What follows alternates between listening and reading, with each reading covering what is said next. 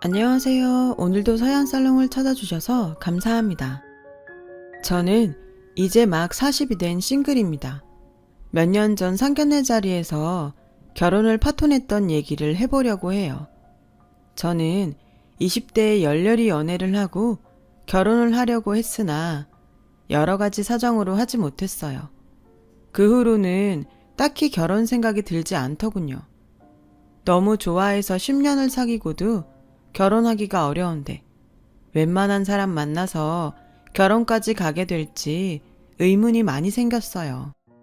친구들은 결혼할 인연은 따로 있다고 했지만 내키지 않았어요. 어쩌면 그때 너무 지쳤었던 것 같기도 해요. 그러다가 작년에 친구 한 명이 엄청 푸시를 해서 소개팅을 나가게 됐어요. 일단 자기만 믿고 나가보라고 계속 전화를 했거든요. 나가고 싶은 마음이 정말 없었는데 그래도 저 생각해줘서 그러는 게 고마워 나가기로 했죠. 남자는 이제 막 전문의를 딴 성형외과 의사였어요. 원래는 다른 전공을 하고 사회생활을 좀 하다가 다시 의대에 들어가서 늦게 의사가 된 거라고 하더군요. 내심 참 대단하다는 생각이 들었어요. 다들 생각만 하는 일을 용감하게 실천한 거니까요. 성형외과 의사라서 그런지 굉장히 깔끔하고 단정했고 인상도 밝고 좋더라고요. 솔직히 호감형이어서 마음에 들었어요. 저는 음악을 전공했는데 그 남자는 그걸 참 좋아했어요. 자기도 음악에 관심이 많다고요. 그렇게 얘기를 하다 보니 생각보다 음악 취향도 잘 맞았고 취미나 음식 좋아하는 것도 비슷하더라고요. 영화를 좋아하는 것도 같았고요. 처음 만난 자리에서 영화 얘기에 드라마 이야기, 음식 이야기를 하다 보니 시간 가는 줄 몰랐고 낮에 만난 저희는 저녁까지 먹고 헤어졌어요. 저는 그저 말이 좀 통한다고만 생각하고 가벼운 마음으로 있었는데 다음 날부터 남자가 저한테 계속 전화를 하더군요. 제가 마음에 들었다며 정식으로 사귀어 보자는 거였어요. 저도 싫지는 않았지만 나이가 있으니까 망설여졌어요. 제 나이면 일단 결혼을 전제로 사귀게 될 테니까요. 저는 사실 차라리 혼자 사는 게 더 편하겠다는 생각이 들었어요. 그런 제 마음을 알았는지 남자는 일단 다른 건 정하지 말고 서로 잘 통하니 만나는 시간에 충실하자고 하더라고요. 그렇다면 나쁘지 않을 것 같아서 저도 결국은 그러자고 했어요. 저희는 만날수록 참 잘 통하는 것 같았어요. 영화관에 가서 영화도 보고 지방의 유명한 맛집을 찾아서 밥을 먹고 하는 것도 괜찮더라고요. 그러다가 서로의 방 인테리어를 조언해 줄 만큼 친해졌어요. 이 정도쯤 되자 소개해 준 친구는 그냥 어영부영 넘기지 말고 올해가 가기 전에 결혼을 하든지 결혼 약속을 하라고 엄청 적극적으로 밀더라고요. 우린 서로 결혼에 대해서 부담 갖지 않기로 했어. 지금 이대로 지내는 것도 만족스럽고 라고 하자 너 지금은 괜찮을지 몰라도 나이 좀만 들어봐. 주변에 친구들은 다 가정 있는데 너만 혼자면 그것도 되게 쓸쓸하고 외로워. 우울증이 괜히 생기는 줄 아니? 혼자서 사니까 그래. 그러지 말고 잘 생각해봐. 라더군요. 그 말도 맞는 말이긴 했어요. 부모님이 제가 자유로운 직업에 예술 전공자라고 좀 내버려 두신 건 있지만 이제나 저제나 제가 결혼하겠다는 말을 꺼내기를 기다리고 계신다는 걸 알고는 있었어요. 저는 대학에서 클래식 작곡을 전공했지만 프로듀싱 공부를 따로 해서 여러 대중가요 작업에도 참여했죠. 가끔 입시생들을 봐주기도 했고요. 벌이도 나쁘지 않고 재미도 있었어요. 남자도 은근 제 직업을 주변에 자랑하듯 얘기하는 것 같더라고요. 제가 시간을 어느 정도 자유롭게 쓸 수 있어서 남자 병원 일하는 시간에 맞춰서 편하게 만나는 것도 되게 좋아하는 눈치였어요. 사실 제가 자기한테 맞춰주니 얼마나 편했겠어요. 그런 것들이 좋았는지 남자는 언젠가부터 결혼 얘기를 자연스럽게 꺼내기 시작하더군요. 저도 친구나 부모님 때문에 조금 마음이 흔들리긴 했지만 그렇다고 적극적으로 결혼에 발벗고 나서진 않았어요. 그랬더니 이 남자가 점점 집착하면서 어쩌다 전화를 못 받으면 수십 번 하는 거였어요. 왜 전화 안 받았어? 작업했어? 내일 한다며. 거기 있는 사람 누구누구야? 라고 하질 않나? 혹시 나 말고 다른 남자 있는 거 아니야? 그러니까 결혼 얘기만 나오면 이렇게 심드렁하지. 라며 사람 숨통을 조여왔어요. 일하는 시간이 바뀌었어. 자기도 환자 예약 시간 바뀔 때 있잖아. 그거랑 똑같은 거지. 그리고 같이 일하는 사람들인데 누구랑 있으면 뭐?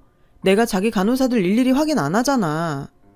라고 짜증을 냈더니 얼른 아니 그런 의도는 아니었어. 미안해. 화난 거 아니지? 화 풀어. 라고 비굴할 정도로 사과하는 게 반복되곤 했죠. 저는 이런 지겨운 관계로 남게 될 바에야 헤어지는 게 낫지 않을까 그런 생각까지 했어요. 그런데 그런 낌새를 알아챈 건지 어느 순간부터 집착적으로 전화를 안 하더군요.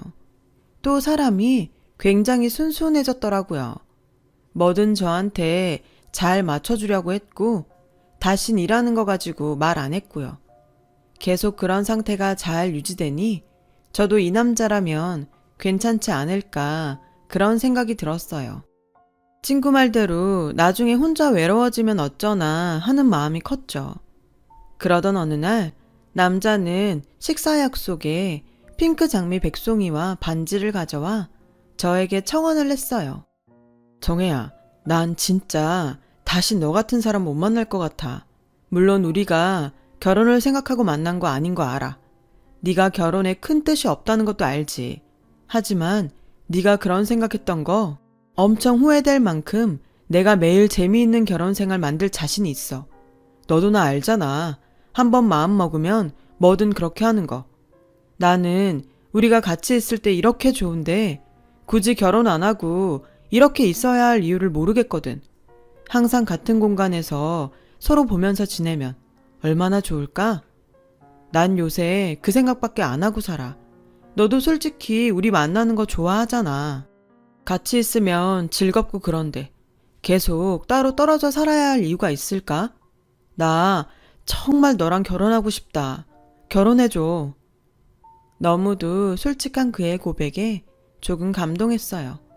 내가 뭐라고 이렇게까지 하나 싶은 생각도 들었죠. 저는 그렇게 솔직하고 절절하게 청혼하는 사람에게 대뜸 아니라고 못했고 어영부영 그러다가 정말 결혼 이야기가 진행되기 시작했네요. 저는 남자의 부모님을 만나러 가기 전날 생각이 많아졌어요. 이거 내가 원해서 하는 결혼이 맞나? 말이 잘 통하고 같이 있는 게 즐거우면 정말 결혼하는 게 맞는 건가? 얼떨결에 결혼을 선언하고 나니 여전히 마음에 찜찜함이 있었거든요. 친구는 잘 생각했다고 적극 찬성했지만 어차피 남이 살아주는 인생이 아닌 제 인생이니까요. 그래도 저는 제가 한 결정에 책임을 져야 했어요. 마음은 무겁지만 남자의 부모님을 만나러 갔어요. 저희는 만나면서 서로의 집안 얘기는 하지 않았기 때문에 저도 남자 부모님이나 집에 대해 몰랐고 남자도 저희 집에 대해서는 몰랐어요. 저야 결혼이 전제가 아니니 그 사람 집이나 부모님이 궁금하지 않았고 남자는 제가 말하지 않으니 알지 못했던 거죠.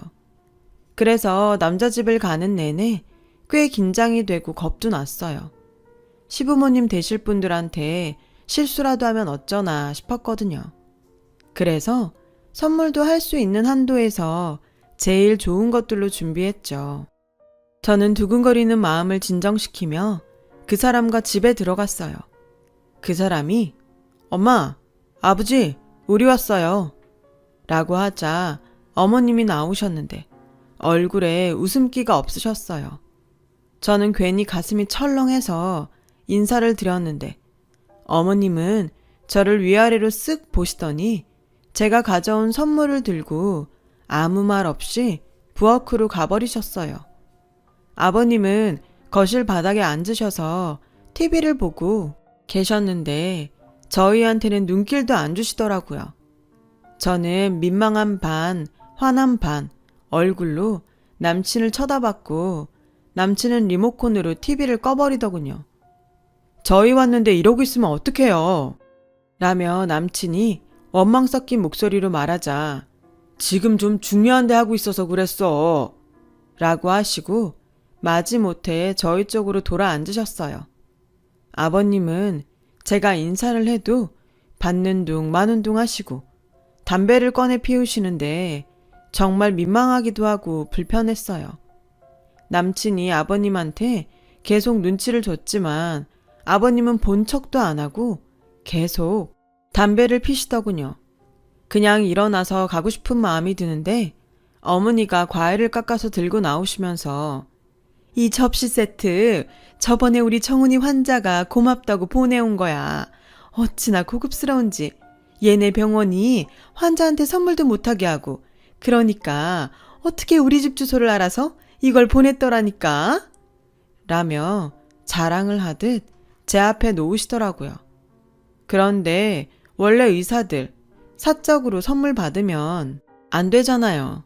제가 당황해서 남친을 쳐다보니 남친도 어쩔 줄 몰라 하며 엄마, 그런 게 왔으면 돌려보내야지. 그냥 받으면 어떡해? 우리 병원 만드신 원장님 원래 대학 교수로 있다 나오셔서 이런 거 예민하다고. 뭐 어때? 한번 그런 건데 엄마가 나이 들어서 이런 거 잘 몰라서 받았다 해. 라며 대수롭지 않게 얘기하는데 진짜 마음이 복잡해지더라고요. 게다가 어머님은 부모님이 무슨 봉사 같은 걸 하신다면서 그런 거 돈도 별로 안 되고 괜히 시간만 뺏기고 힘만 드는데 딸이 옆에서 못하게 말려야 되는 거 아니니? 하긴 너도 맨날 출근하는 일도 아니고 무슨 음악 같은 거 녹음한다며? 보아하니 정규직도 아닌 것 같은데 월급은 제대로 받는 일이야? 웬만하면 지금이라도 사무직 같은 거 찾아보면 어때? 남친은 제가 무심코 지나가며 말했던 부모님 밥차 봉사 얘기랑 제 직업 얘기를 했던 것 같아요. 남친은 완전 허둥대면서 엄마, 잘 알지도 못하면서 왜 그래? 정해도 돈 잘 벌어. 잘 나간다고. 라며 어떻게든 어머님 입을 막아보려고 했지만 그게 항상 잘 되라는 법 있어? 지금이야 그런 일이 좋아 보일 수 있겠지만 나이 더 들어서는 어쩔 건데 미리 다 생각을 해놔야지. 잘못하면 너만 죽어라 이래서 돈 벌어야 되잖아. 라고 하시는데 정말 어이가 없었어요. 그래도 저는 그 자리에서 예의를 지키기 위해 최선을 다했고 남친 집을 나오자마자 결혼 다시 생각해보자는 말을 했어요. 그러자 남친은 펄쩍 뛰면서 오늘 일은 정말 미안해. 엄마도 아버지도 요즘 컨디션이 좀 안 좋으셔서 그런 거니까 네가 이해 좀 해줘. 젊은 우리가 나이 드신 분들 이해해야지. 안 그래? 내가 다시 부모님한테 잘 말씀드릴게. 원래 좀 무뚝뚝하셔도 사귀고 보면 우리 부모님 같은 사람들도 없어. 라며 설득했어요. 저는 그렇게까지 얘기하는 남친이 안쓰럽기도 했고 그 정도로 저와의 결혼을 진지하게 생각해주는구나 싶어서 일단 계속 진행하기로 했어요. 한번 만나보고 섣부른 결정을 하면 안 된다는 마음도 있었고요. 그리고 남친이 저희 집에 오는 날이 됐어요. 엄마는 예비사위가 온다며 새벽부터 장을 보셔서 하루 종일 음식을 하느라 정신이 없으셨어요. 아빠도 일찍 목욕탕에 다녀오셔서 말끔한 옷차림을 하고 계셨고요. 그렇게 남친이 오길 기다리고 있는데 30분, 1시간이 지나도 오지 않는 거였어요. 그러더니 결국 2시간이 지나서야 앞에 있던 수술이 너무 늦게 끝나서 다른 수술에 들어가야 된다며 못 온다고 하지 않겠어요? 엄마는 기분이 안 좋아 보이셨는데 애써 표현을 안 하시며 좋게 넘어가셨어요. 아빠는 수술하다 보면 그럴 수 있다면서 이해해주자고 하시고요. 하지만 전 정말 불쾌했어요. 진짜 너무한 거 아니야? 내가 자기 집에 가서 그런 말도 안 되는 대우받은 것도 꾹 참았는데 어떻게 부모님한테 인사하는 날 안 와? 그렇게 바쁠 것 같으면 미리 연락을 했어야지. 그게 그렇게 어려워? 이건 우리 집을 무시하는 걸로밖에 안 보여. 자기가 항상 날 설득하느라 애쓰는 거 보고 어떻게든 이해하려고 했는데 이번 건 정말 아니다. 자기 부모님은 그렇다 치고 자기까지 우리 집을 우습게 알면 내가 어떻게 결혼을 하겠어? 라며 따지자 정말 연락할 형편이 안 됐었다고. 앞에 얼굴 윤곽수술 환자가 생각보다 시간이 오래 걸려서 다음 환자까지 늦어졌는데 그럼 어떡해. 지금까지 나 잘 이해해주고 잘 맞춰줬잖아. 이번에도 그렇게 생각해주면 안 될까? 내 사정도 있는데 너무 화만 내니까 좀 그렇다. 내가 꼭 따로 찾아갈게. 라고 하더니 정말 그 다음날 제가 집에 없는데 찾아와서 엄마 아빠한테 선물도 드리고 죄송하게 됐다고 100배 사죄하고 갔다고 하더군요. 엄마도 그 모습을 보시고 그래, 병원에서 그런 일 생길 수도 있지. 좋게 넘어가자. 라며 마음을 푸셨어요.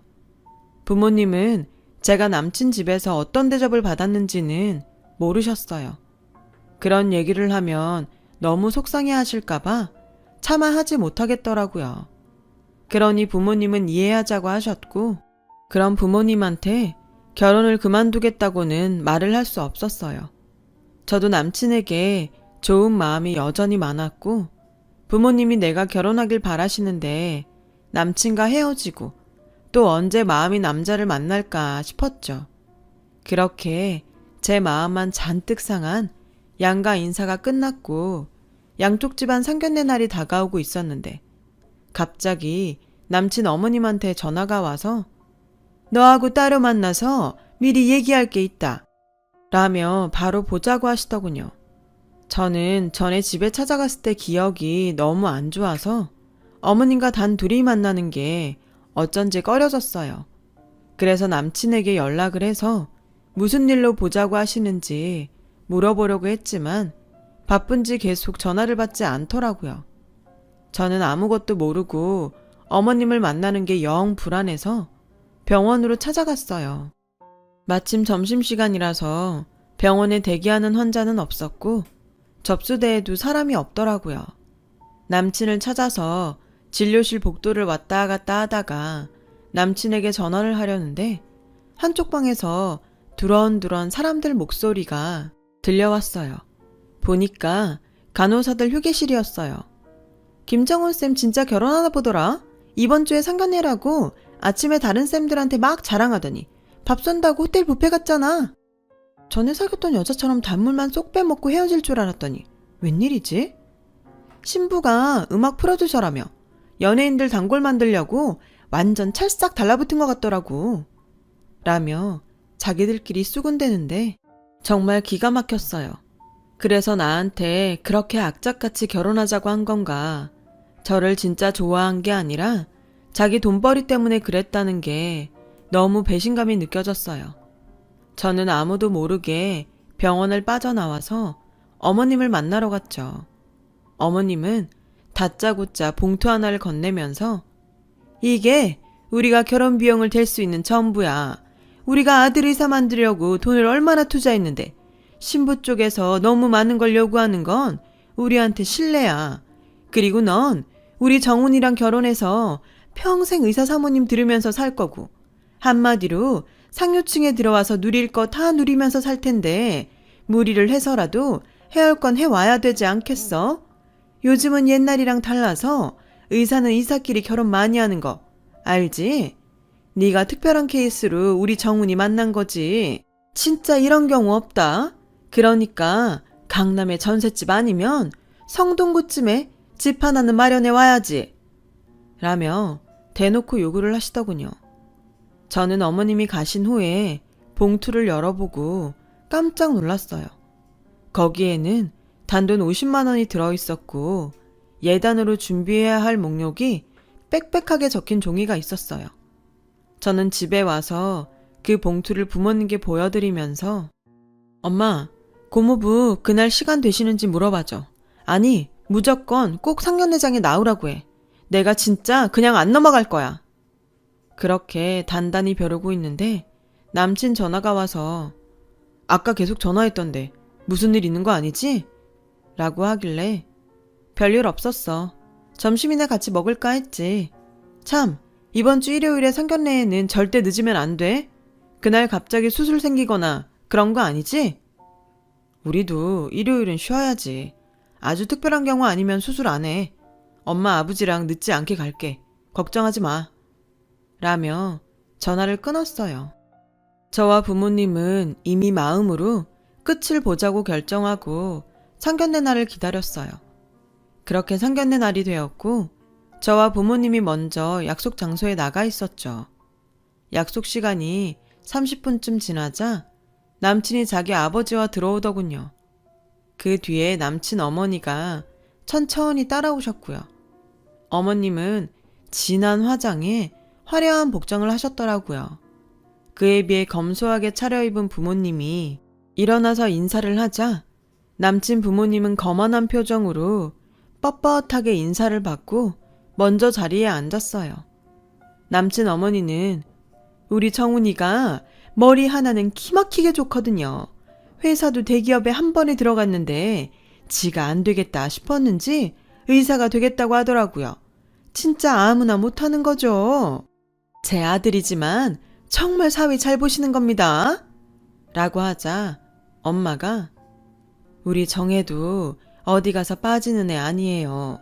학교 다닐 때도 계속 장학금 받았고 돈 잘 벌어서 오히려 우리한테 주거든요. 그러자 남친 부모님이 서로를 보며 우리를 비웃더군요. 예, 무슨 연예인들 노래 녹음해준다던데 요즘은 시대가 좋아져서 그런 일을 해도 이렇게 의사하고 대등해졌어요. 라는 남친 어머니 말에 아빠가 그렇죠. 요즘은 의사도 의사 나름이라고 하지 않습니까? 집안 좋은 의사들도 많은데 또 그 반대로 개원해서 환자들 모으려고 마케팅에 정신없는 의사들도 있고요. 안 그런가 자네? 자네 병원도 의사들 셋이 같이 낸 병원이라던데 거기서 페이닥터면 할 일이 많을 텐데 말이야. 라고 하자 남친은 얼굴이 벌개져서 물을 벌컥벌컥 마시더군요. 그러자 남친 어머니는 정훈이네 병원에도 환자 많아요. 정훈이 대학 다닐 때 교수님이 나와서 만든 병원이라서 수준이 다르다고요. 따님이야말로 연예인이 잘 나가다가 망하면 백수되는 거 아닌가요? 의사는 그런 일하고는 차원이 다르잖아요. 우리 아들은 연예인들 얼굴을 고쳐주는 사람이에요. 지금 우리의 손님 중에 연예인이 몇 명인 줄이나 아세요?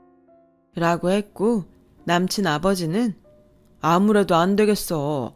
처음부터 마음이 영 안 내키더니 그만 일어나자.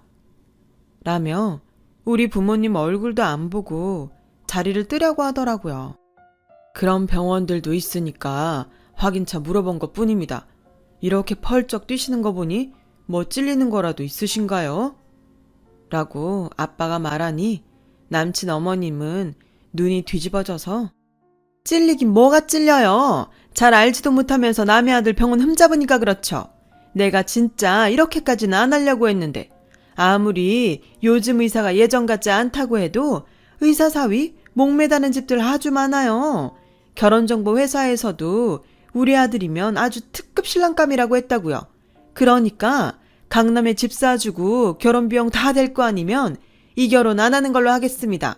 50만 원도 안 내놓으려고 했는데 제가 집에 올 때 아주 이것저것 잔뜩 사왔길래 성의 표시한 겁니다. 그런 줄 아세요? 해올 형편 아니면 못하는 걸로 합시다. 저희도 수준이 비슷해야 되지 않겠습니까? 남친 어머니 아버지가 연달아 말하자 부모님은 알겠다고 하셨어요. 아빠는 서류 하나를 보여주며 이게 우리 부부가 죽으면 정혜한테 물려주려고 한 강남 집무서입니다. 20평이 좀 안 되는 작은 거긴 해도 앞으로 재건축할 장소라서 투자 가치도 충분하고 값이 떨어질 일은 없는데 저도 그렇게 제 딸 무시하는 집에 보낼 수 없습니다. 그러자 갑자기 남친 부모님 안색이 변했어요. 남친은 당황해서 자기 부모님한테 막 눈치를 주더라고요. 그래서 제가 자기한테 이번에 컴백하는 가수를 갔나봐. 내가 소개한다니까 나 믿고 간다고 하던데 대충 봐준 거 아니지? 왜 모르는 척해? 내가 저번에 가수들 갈 거라고 말했잖아. 라고 하니 남친 부모님은 입을 딱 다물더군요. 그때 고모부가 막 식당에 들어오셔서 내가 늦은 거 아니지? 시간 맞춰 온다는 게 5분 정도 늦었네. 고모부 괜찮아요. 이제 막 본격적인 얘기했거든요. 라고 하자 남친은 얼굴이 하얗게 질려서 자리에서 벌떡 일어나 교수님이 여기 어떻게 고모부가 우리 학교 교수님이었으면 말을 했어야지. 라길래 저는 우리가 만나는데 고모부가 뭘 하는지 그게 왜 중요해? 두 사람 마음만 잘 맞으면 되는 거 아니었어? 자기도 전에는 나한테 그렇게 얘기했잖아. 근데 그게 아니었나 보네? 내가 소개해서 간 연예인들도 자기 잘라서 가는 건 줄 아는 거 보니까. 고모부는 자네 병원 세운 김 원장이 나랑 아직도 연락 자주 하는 거 알고 있나? 아무튼 내 금쪽 같은 조카한테 자네 집에서 어떻게 했는지 잘 알았네. 라고 했고 그제야 남친 어머니는 이러지 말고 우리 다시 잘 얘기해보죠. 둘이 좋아서 결혼한다는데. 라길래 저는 정 다 떨어졌어요. 저한테 그동안 하신 거나 혼수 비용이라고 50만 원 보낸 거 너무 기도 안 차서 이런 자리 마련한 거라고요. 연예인 망하면 제가 백수 돼요? 그 연예인들이 저희한테 와서 잘 봐달라고 한다고요. 몰라도 뭘 너무 모르시네요. 라고 했고 엄마도 그동안 우리 딸한테 어떻게 했는지 너무 잘 알겠네요. 얘기 듣고도 믿기지가 않았는데 더 진행되기 전에 알게 돼서 다행입니다. 라며 저와 아빠, 고모부 보고 나가자고 했습니다. 남친 부모님은 우리 고모부한테 아들 잘 봐달라고 사정했지만 고모부는 아무리 의사 아들이 잘났어도 남의 자식한테 그러면 되겠습니까? 우리 정혜도 귀한 딸이고 조카입니다. 그렇게 저의 결혼은 없던 걸로 됐고 저도 점차 일상으로 돌아왔죠. 그 뒤로도 남친은 저한테 여러 번 전화하고 만나달라고 했지만 거절했어요. 소개한 친구는 제 얼굴을 똑바로 보지도 못하고요. 그냥 제가 능력 있으니 혼자 살아도 될 것 같은데 정말 마음 잘 맞는 사람 만나면 어떨지 또 모르죠. 사람이 사람을 보고 만나는데 왜 그렇게 직업이며 돈이며 그게 1순위인 건지 그런 거에 눈멀어서 사람도 제대로 볼 줄도 모르면서 그것 때문에 사람한테 상처 두고 그렇게 살고 싶지 않습니다. 살면서 돈도 중요하죠. 명예도 중요하고요. 돈이 중요한 만큼 저도 능력 있고 멋진 사람이 먼저 되도록 더 노력하면서 살아야겠습니다. 그래야 정말 멋진 사람이 나타났을 때 한눈에 알아보지 않을까요? 제 이야기 이렇게 들어주셔서 정말 감사하고요. 늘 행복하세요. 여러분, 사연 댓글에 응원과 현명한 조언 부탁드려요. 좋아요와 구독은 저에게 큰 힘이 됩니다. 오늘도 좋은 일 가득하세요.